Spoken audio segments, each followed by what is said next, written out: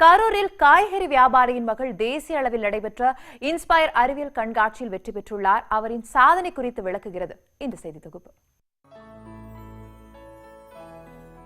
கரூர் மாவட்டம் குளித்தலை அடுத்த வடச்சேரி அரசு உயர்நிலைப் பள்ளியில் 8ஆம் வகுப்பு படித்து வருகிறார் மாணவி மதுமிதா. இவரது தந்தை செந்தில்குமார் காய்கறி வியாபாரம் செய்து வருகிறார். குறைந்த அளவு நீரை பயன்படுத்தும் வகையில் மாடித்தோட்டம் அமைக்கும் புதிய முறையை கண்டுபிடித்துள்ளார் மாணவி மதுமிதா.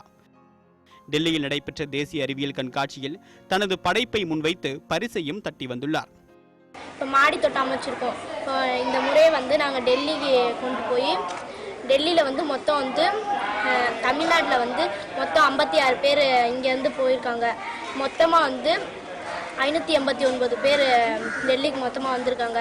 அதில் மொத்தம் 60 பேரை செலக்ட் பண்ணியிருக்காங்க. அதில் நாங்களும் எங்கள் பள்ளியும் செலக்ட் ஆகிருக்கு. மதுமிதாவின் மாடித்தோட்ட முயற்சிக்கு பக்க பலமாக இருந்து உதவியிருக்கிறார் பள்ளியின் அறிவியல் ஆசிரியர் ஜெரால்ட் ஆரோக்கியராஜ். தனது வீட்டு மாடியில் இம்முறையை செய்து பார்த்து வெற்றி பெற்ற பின்னரே இதனை இன்ஸ்பயர் அறிவியல் கண்காட்சிக்கு அனுப்பியதாக கூறுகிறார் ஆசிரியர் ஜெரால்ட். வேஸ்டா தூக்கி போடக்கூடிய ஒரு வாட்டர் பாட்டிலை பயன்படுத்தி என்ன பண்ணிடலாம்னா அதை செஞ்சிடலாம். செலவுன்றது பார்த்தோன்னா ஒரு 30லேருந்து 40 ரூபா தான் செலவாகும்.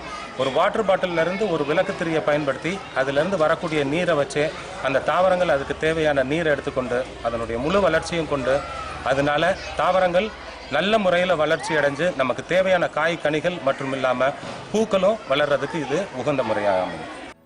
எந்த வசதியும் இன்றி தேசிய அளவில் தனது மகள் சாதனை படைத்தது மகிழ்ச்சி அளிப்பதாக கூறுகிறார் மதுமிதாவின் தந்தை செந்தில்குமார். இவங்க இப்போ கரூரில் பரணி பார்க்கில் ஃபஸ்ட்டு டிஸ்ட்ரிக்ட் லெவலில் போனாங்க. டிஸ்ட்ரிக்ட் லெவல்லையும் ப்ரைஸ் வாங்கினாங்க. அடுத்து திருச்செங்கோடு போனாங்க ஸ்டேட் லெவலுக்கு. ஸ்டேட் லெவலில் கோல்டு மெடல் வாங்கினாங்க. அப்புறம் அங்கேருந்து பார்த்தீங்கன்னா அவங்க செலவுலேயே டெல்லிக்கு கூட்டிகிட்டு போனாங்க நேஷ்னல் லெவலுக்கு. இப்போ அங்கே நேஷ்னல் லெவல்லே ப்ரைஸ் அடிச்சிருக்காங்க.